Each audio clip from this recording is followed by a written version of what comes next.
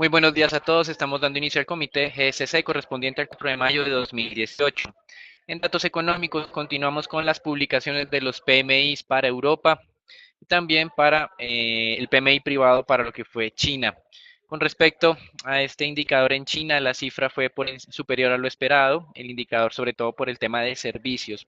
Los servicios se aceleraron un poco más en el mes de abril, ubicándose en niveles del 52.9. Varios medios han destacado que el sector servicios en China ha venido reaccionando y se está ubicando con una participación superior al 50% de una economía que históricamente había sido dominada por el sector industrial.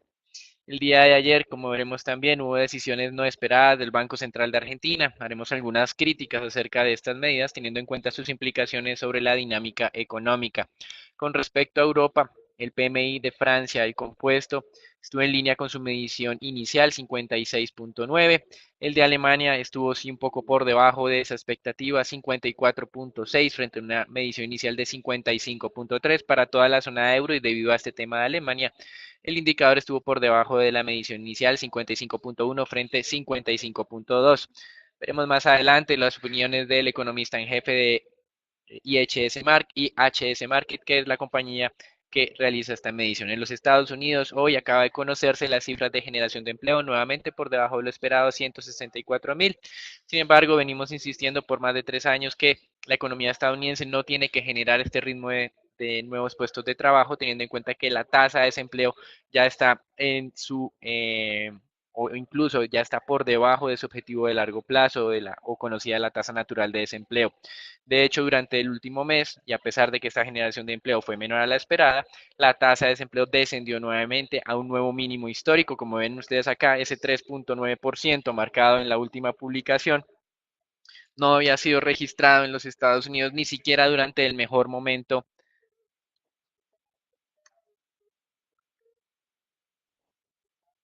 del periodo 2006-2007. Estamos en niveles no registrados en apariencia desde comienzo de este siglo. Esto implica básicamente que la política monetaria en Estados Unidos continuará con esa tendencia gradual de incremento de tasas. Sin embargo, no creemos que vaya a haber aceleración en ese tema de tasas debido pues a que la remuneración salarial se desaceleró en el mes de abril, pasando del 2.7 al 2.6%.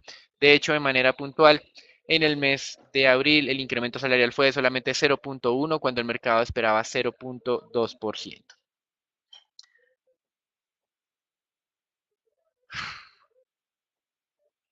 Otro tema interesante que acaba de ser anunciado 7:31 de minutos de la mañana del día de hoy, ya lo íbamos a criticar, tiene que ver básicamente con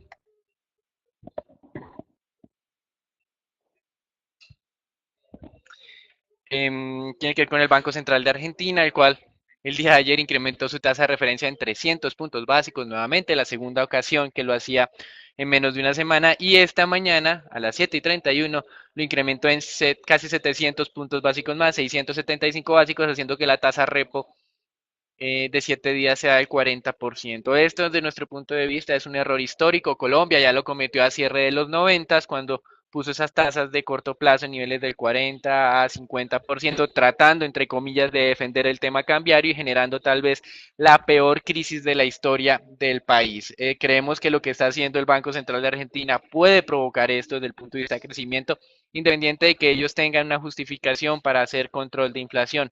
Creemos que en evidencia, como lo sugieren varios estudios, el incremento de la inflación en Argentina responde a la eliminación de subsidios y no a una fortaleza exagerada de la demanda. Por lo tanto, estos incrementos de tasas de interés, en nuestro punto de vista, exagerados, ya que algunos miembros de mercado lo reciben con beneplácito para controlar la depreciación del peso argentino, donde nuestro punto de vista será un error histórico que pagará más adelante este país.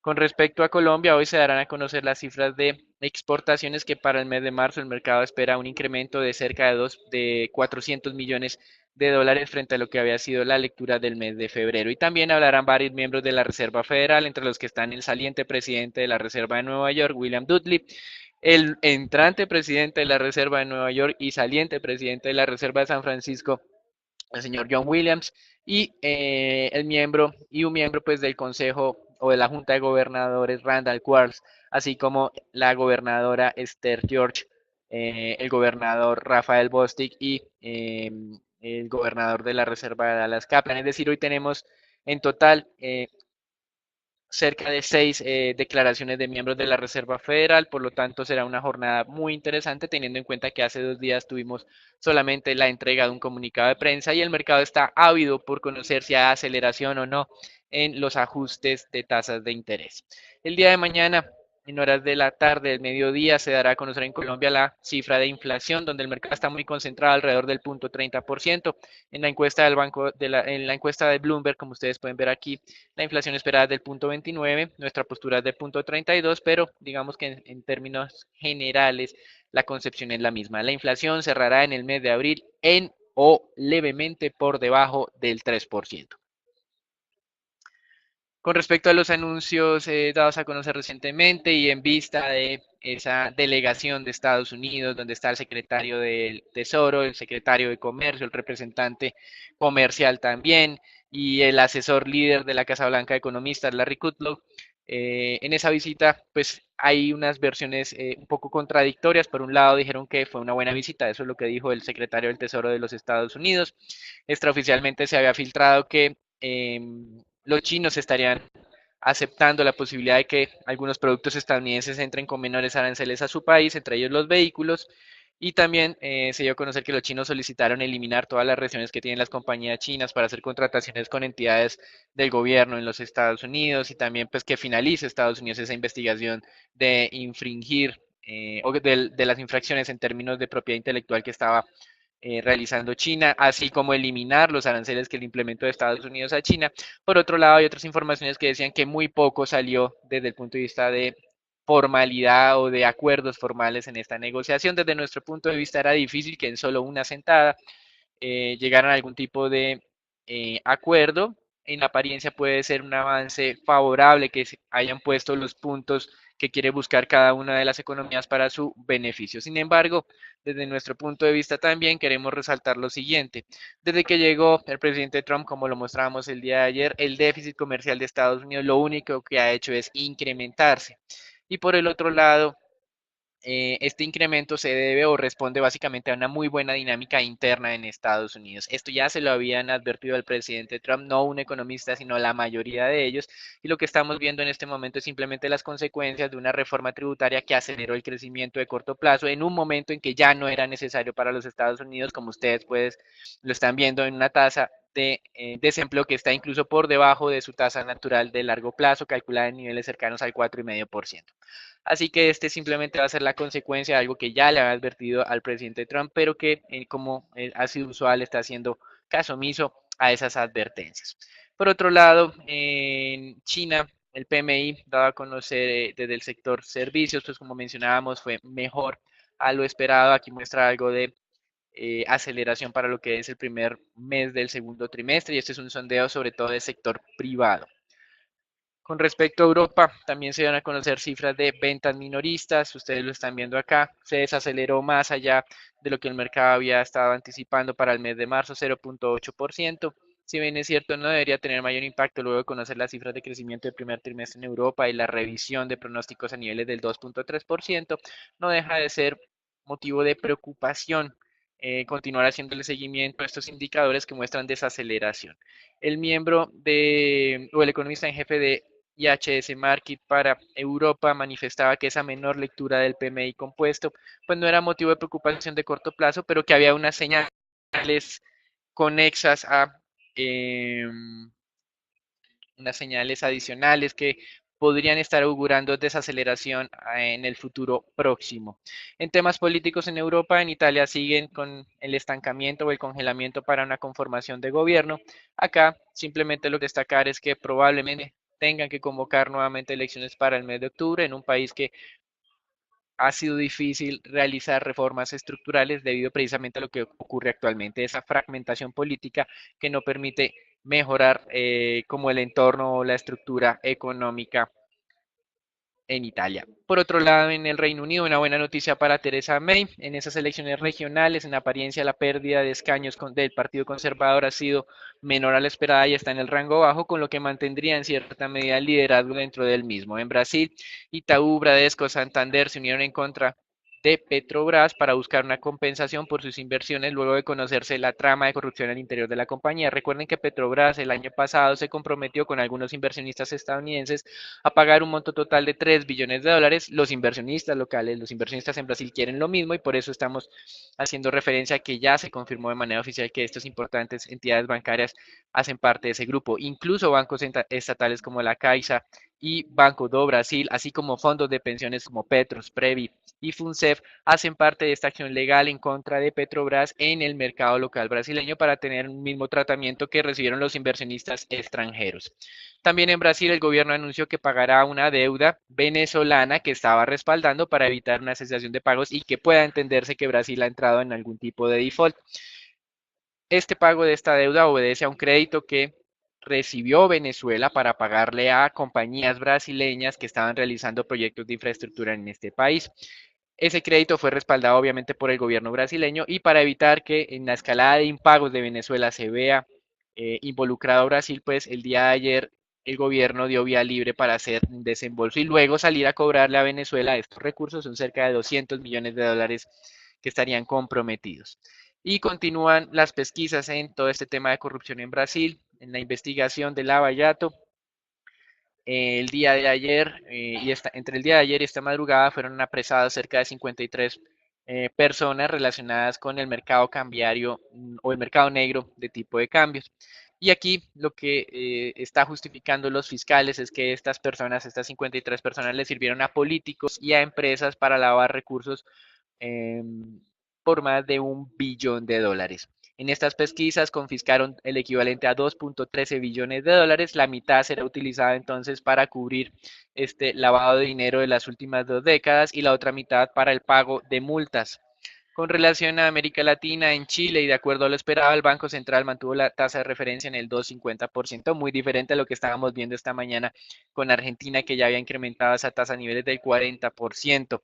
Y en Argentina, como mencionábamos, en un error histórico desde nuestro punto de vista y ante la presión alcista que tiene el tipo de cambio, las autoridades conciben que los incrementos en tasas de interés serán suficientes para mantener los recursos en este país. Si no hay confianza, pues básicamente difícilmente lo hará una tasa de rentabilidad como la que está proponiendo el Banco Central. Y como mencionábamos, por aquí ya pasó Colombia y nos fue muy mal. En Venezuela, 11 ejecutivos del mayor banco del país, Banesco, fueron detenidos en medio de una diligencia que estaba realizando el regulador bancario en Venezuela. Se les acusa de encubrir transacciones de clientes y de facilitar la especulación en contra del bolívar. En una usual cortina de humo, acusan a varias personas de generar falta de liquidez por sacar los billetes del país. Como hemos mencionado insistentemente, el debilitamiento del bolívar no obedece a falta de billetes, sino a exceso de billetes que no están siendo respaldados por producción local. Por lo tanto, pues esto es simplemente una ilusión adicional que quiere hacer ver la administración de Maduro de que está haciendo algo para controlar el debilitamiento de su moneda, cuando lo que realmente tiene que hacer es cambiar completamente su marco de gestión económica. Y en una forma adicional de ver cómo gestionan esta economía, en teoría se ha dado a conocer el nuevo tarjetón para las elecciones presidenciales del 20 de mayo, donde Maduro aparece en 10 ocasiones en el mismo tarjetón, cada ocasión básicamente por cada uno de los movimientos que están respaldando su reelección. Con respecto a los mercados accionarios que han tenido una alta volatilidad durante la jornada de ayer, hoy mantienen esa dinámica. Algunos mercados emergentes abrieron en terreno negativo, como es el caso de China y obviamente el tema argentino, donde hay pues una gran especulación en el tema cambiario y estas medidas del Banco Central que desde nuestro punto de vista no van a ayudar para paliar lo que ellos están intentando detener. Y por otro lado, hay algo de recuperación con base en la dinámica del cierre del día de ayer del mercado estadounidense. Ayer los Estados Unidos estaban registrando una aceleración de su caída cuando justamente el índice Standard Poor's superaba la media móvil de 200. Luego hubo algo de recuperación y cerró un poco por encima de ese nivel. Hoy los futuros, como presentará más adelante Natalia, están nuevamente con algo de descensos, así que será muy relevante continuar haciendo seguimiento a esa media móvil de orden 200. El día de ayer Twitter advertía a varios de sus usuarios que cambiaran sus claves teniendo en cuenta que en apariencia estuvieron expuestas durante un periodo prolongado y sin que nadie se diera cuenta en un computador local de la compañía. La compañía anunció que ya había solucionado estos inconvenientes, pero esto lo único que hace es incrementar las presiones que están registrando varias entidades del sector de tecnología ante el uso restringido de la información de sus suscriptores.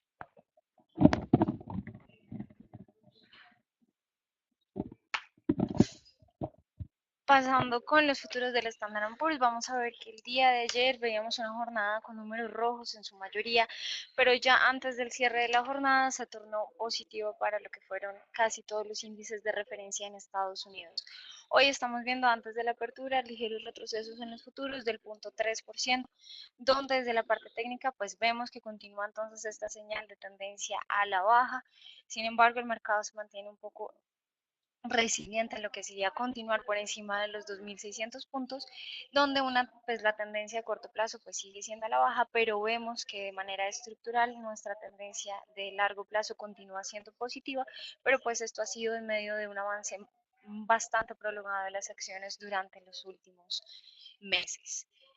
A la fecha vamos a ver que ya estamos culminando lo que es la temporada de entrega de resultados. A la fecha ya 407 compañías han reportado resultados con una sorpresa del 77%, ligeramente por debajo del nivel registrado durante la temporada anterior, que fue de 77.8, y pues ya acercándonos entonces a lo que sería la culminación de las 500 compañías que conforman el índice accionario, veríamos entonces que faltan algunas empresas del sector de consumo, de tecnología y otras del sector industrial. Para la próxima semana están programados los resultados de Berkshire Hathaway, Valiant, TripAdvisor, Disney, Roku, Nvidia, entre otros. Y pasando con lo que serían los resultados corporativos en Europa, nos llamó la atención que pues el día de ayer varios bancos y el sector financiero decepcionó lo que fue el mercado con unos resultados por debajo de las estimaciones. HSBC caía antes de la apertura del mercado un 4%, después de haber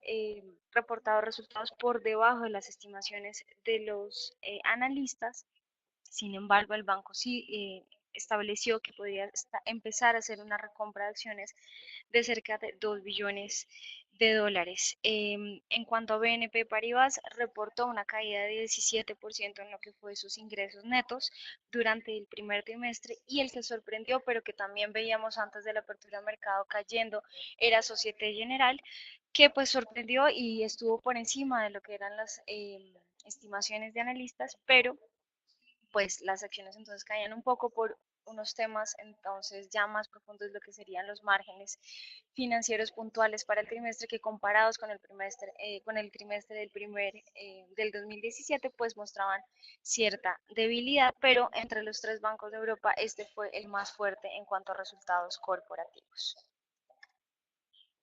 Pasando con el mercado de divisas, vamos a ver un dólar que gana contra casi todas las monedas fuertes del G10, solamente el yen japonés se le contrapone con un avance del 0.23%, luego de que la jornada anterior veíamos el índice DXY, que les recuerdo mide la fortaleza del dólar frente a las 6 principales monedas, que retrocedía desde los máximos de los últimos 4 meses, pero pues se mantenía entonces sobre los 90 puntos, que es el nivel de referencia que hemos venido monitoreando durante los últimos meses. En las monedas emergentes vamos a ver cómo la lira turca lidera la caída con una caída cercana al 1.39%, y el día de ayer pues el tema central fue el peso argentino con una caída de más del 8% que lo llevó a niveles mínimos de los últimos 12 años, pero frente al cual pues hablará posteriormente Daniel. En el mercado de materiales básicos vamos a ver como el cobre subió el jueves ante el retroceso del dólar frente pues, a algunas monedas globales, registrando la segunda jornada consecutiva de ganancias, y el oro se mantenía entonces relativamente estable, una caída del 0.11%, pero culminó la sesión con un avance de más del 1% el día anterior, mientras pues como les comentaba el mercado retrocedía y se volvía a recuperar y se tornaba de esos números rojos a números verdes.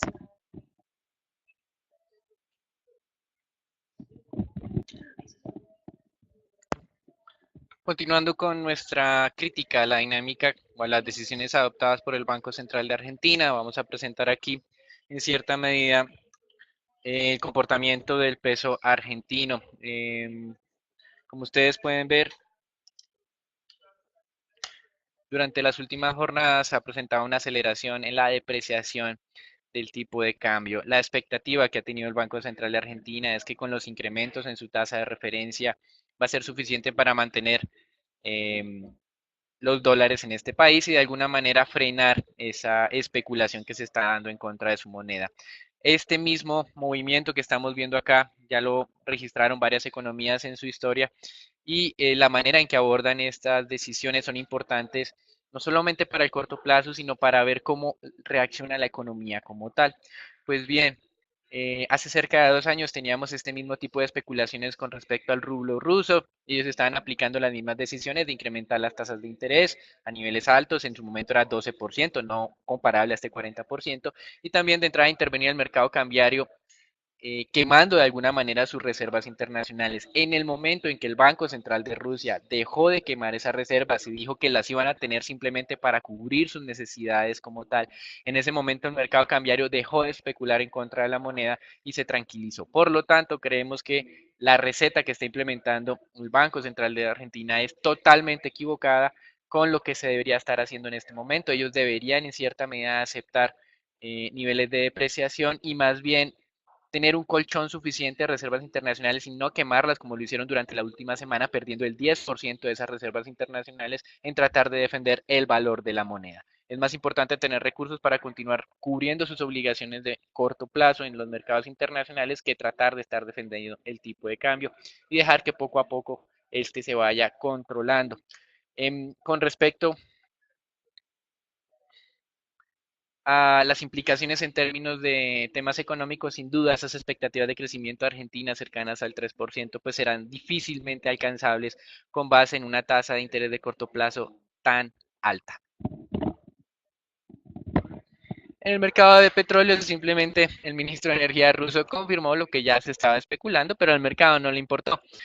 Rusia está incumpliendo su recorte de cuotas por segundo mes consecutivo, pero como hemos mencionado en este momento, las tensiones en lo que es la refrendación o no del acuerdo de no proliferación nuclear de Irán y algunos países, entre los que están los Estados Unidos, es lo que tiene más distraído a los inversionistas ante la posibilidad de que el reinicio de sanciones en contra de Irán pueda suponer una caída en la producción de este país a los mismos niveles que estaban antes del levantamiento de las sanciones. Es decir, que Irán pase de producir de 4 millones de barriles cercana que tiene actualmente a cerca de 2.8 millones de barriles. Desde la parte técnica, mucha atención porque pues, vemos que nuestro indicador de tendencia ha marcado una nueva señal de posible agotamiento al alza, mientras que veíamos que se estabilizó en lo que fue este nivel de los 67, muy cercano a los $68 por barril. No, digamos que no confirmaba la continuación de la tendencia positiva que fue alertada para finales de marzo, pero vemos entonces una nueva señal de posibles avances positivos para el WTI. Esto nos llegaría pues entonces a plantear la posibilidad de que llegue incluso a los niveles cercanos a los recientes máximos, a los 69 e incluso cercano a los $70 por barril. Bueno, con relación al mercado de renta fija, estamos viendo en este momento unas tasas de negociación de tesoros en niveles del 2.93%. Han estado relativamente tranquilas durante las últimas 24 horas, en apariencia, a la espera de estas cifras del mercado laboral. Como manifestábamos, lo positivo de las cifras del mercado laboral fue sin duda el hecho de que la presión salarial todavía no se ha materializado en el mes de abril y esto da algo de respiro a los inversionistas en el mercado de renta fija. Por lo tanto, entonces, en términos generales, tenemos una situación de mercados accionarios un poco volátil, unos comportamientos puntuales o específicos de mercados como es el tema argentino que son preocupantes y en el mercado de renta fija pues estábamos viendo algo de tranquilidad ante esas cifras del mercado laboral estadounidense que dan margen de maniobra a la Reserva Federal para mantener ese mensaje de gradualismo en los incrementos de tasas de interés. Veremos las declaraciones del día de hoy de esos 6 miembros de la Reserva Federal para confirmar o no esta percepción inicial que ha tenido el mercado sobre las cifras del mercado laboral. Hasta aquí el reporte internacional. Damos entrada al informe Colombia, donde destacamos dos hechos. Uno, declaraciones del codirector del Banco de la República, Ocampo, donde manifiesta en línea con lo que nosotros hemos venido mencionando, que hasta ahora la política monetaria es moderadamente expansiva.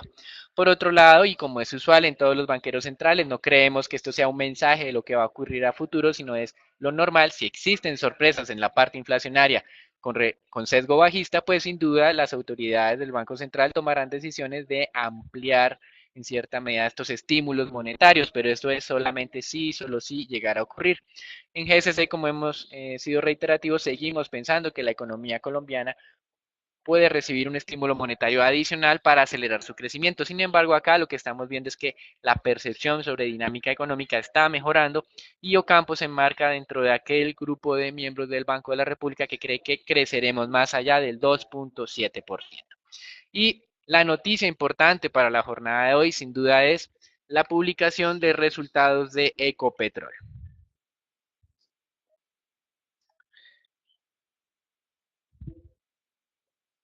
Con respecto a esta presentación de resultados, en términos generales hemos dado una lectura positiva, aunque los ingresos estuvieron por debajo de lo que nosotros habíamos calculado. Habíamos calculado que unos ingresos cercanos a los 15.7 billones de pesos frente a unos 15.6, es decir, un desfase gigantesco. Eh, Aquí lo que es el hecho para resaltar tiene que ver con la gestión de recursos en la parte de costos de ventas. Esos costos de ventas en el primer trimestre del 2018 representaron solamente el 60% de los ingresos operacionales, cuando históricamente había tenido niveles del 66 al 68%. En GSC ya teníamos una visión optimista y muy con respecto a este indicador, que los costos de ventas fueran solamente el 63.4% de las ventas, es decir, ya estábamos por debajo de ese estándar internacional, es de ese estándar histórico. Pero para el caso de este mes, Ecopetrol tuvo unas ventas, digamos, muy controladas desde el punto de vista de la gestión de costos, y esto permitió que, a pesar de los menores ingresos que marcó la compañía, su utilidad bruta estuviera alineada con lo que nosotros habíamos estimado. 5.76 billones habíamos estimado, el dato fue de casi 5.8 billones de pesos. Obviamente, teniendo en cuenta pues ese tema de las ventas, los márgenes de la utilidad bruta crecieron a niveles del 39.6%. Estos márgenes no se tenían desde comienzos del 2014, cuando el precio del Brent era de $108 el barril. Lo que estamos diciendo es que están logrando una eficiencia tal que es equiparable a momentos en que los precios del petróleo eran extraordinariamente altos.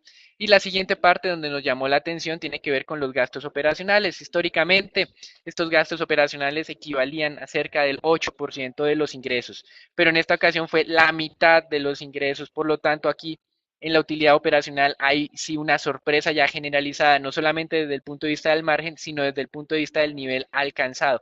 La utilidad operacional de Ecopetrol fue de 5.2 billones de pesos, 5.18 más exactamente, creciendo 24% frente a la que se obtuvo en el primer trimestre del 2017 y siendo 20%, casi 19.2% superior a la que nosotros habíamos medido.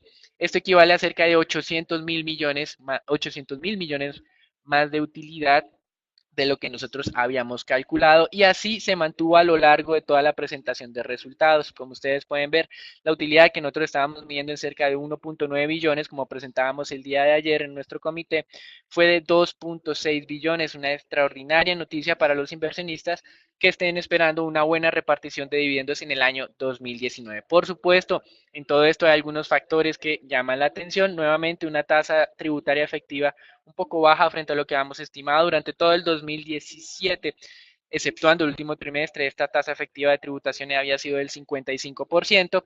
En el último trimestre, como manifestábamos nosotros, había sido solamente del 28%, algo que no era sostenible.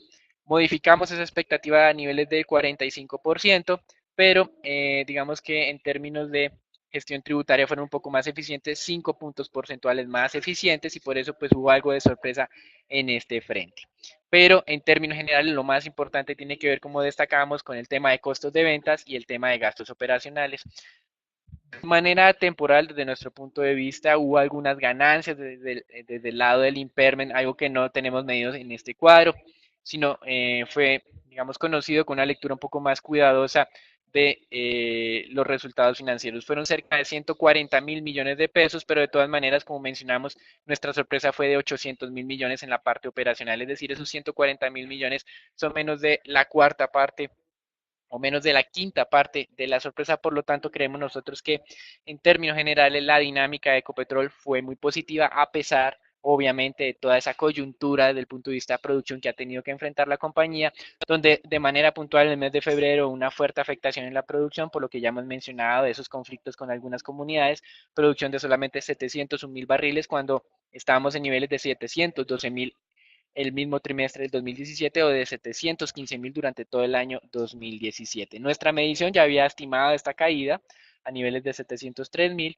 pero digamos que en términos generales y a pesar de esto, la compañía logró registrar unos niveles de utilidad extraordinariamente altos. Por lo tanto, damos una lectura positiva a esta presentación de resultados de Ecopetrol y sin duda, pues esta sorpresa tendrá que verse reflejada en el mercado. Los precios de petróleo siguen siendo altos. Nosotros hemos mantenido una postura neutral frente a este emisor y estaremos haciendo una evaluación adicional con respecto a si estas cifras son más que suficientes para justificar el.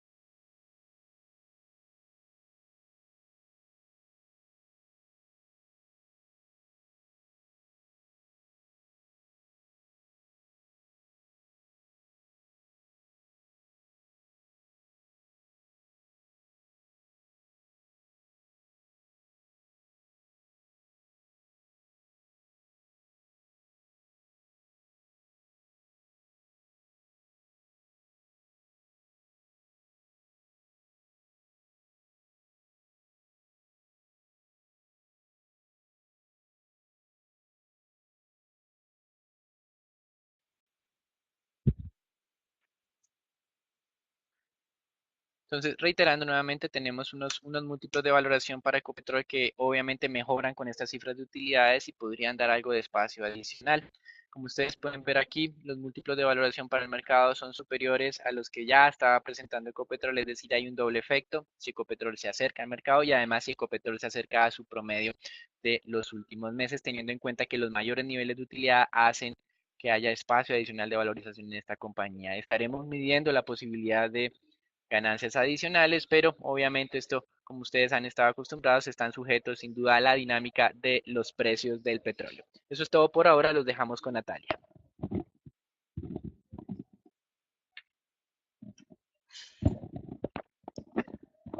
Pasando con el análisis del índice Colca, vamos a ver cómo este continúa entonces en esta tendencia positiva. El día de ayer veíamos una jornada donde la mayoría de acciones registraron pérdidas bastante importantes. Hablaremos entonces de lo que fue la caída de Grupo Argos, posteriormente una caída de más del 5% en una sola jornada, y Cementos Argos, que también sobresalió con una caída de más del 3%. Esto pues generó que el índice se estabilizara muy de cerca a nivel de los 1550 puntos, que aunque mantenemos la tendencia positiva, pues ya se está acercando entonces a la tercera banda del indicador, muy de cerca a los 1540, que sería entonces nuestro nivel a monitorear para, pues digamos que considerar cualquier agotamiento de esta tendencia en el corto plazo.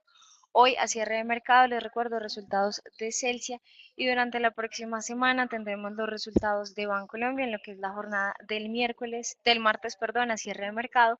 El día jueves tendremos los resultados de Avianca a cierre de mercado también, y los resultados de Cementos Argos el viernes 11 de mayo.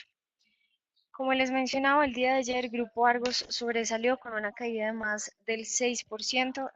Vemos que desde la parte fundamental pues no hay noticias que sustenten esta caída. Sin embargo, pues ya desde la parte técnica lo que veíamos era una primera señal de agotamiento, seguido a su vez por lo que fue una explosión de volatilidad a la baja y el ataque del soporte técnico sobre los 19.300 pesos. Esta caída pues entonces los lleva incluso a este reciente mínimo que registramos durante mediados de marzo, pero pues el día de hoy será clave monitorear lo que sería ese rebote natural que podría llegar a dar la acción al alza, acercándose incluso de nuevo a los 19.500, y pues entraríamos entonces a evaluar lo que es nuestra recomendación actual de compra y la perspectiva que tenemos positiva frente al emisor.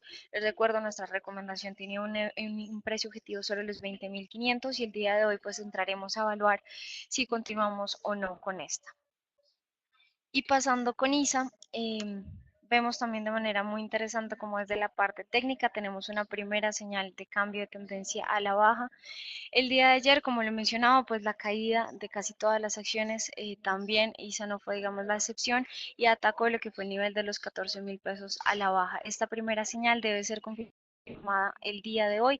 Si se da entonces consolidación por debajo de este nivel, entraríamos entonces a considerar que se profundice la caída y la lleve incluso a niveles cercanos a los 13.200, 13.500 pesos. Y pasando con el peso colombiano, continúa entonces la debilidad del peso frente al dólar.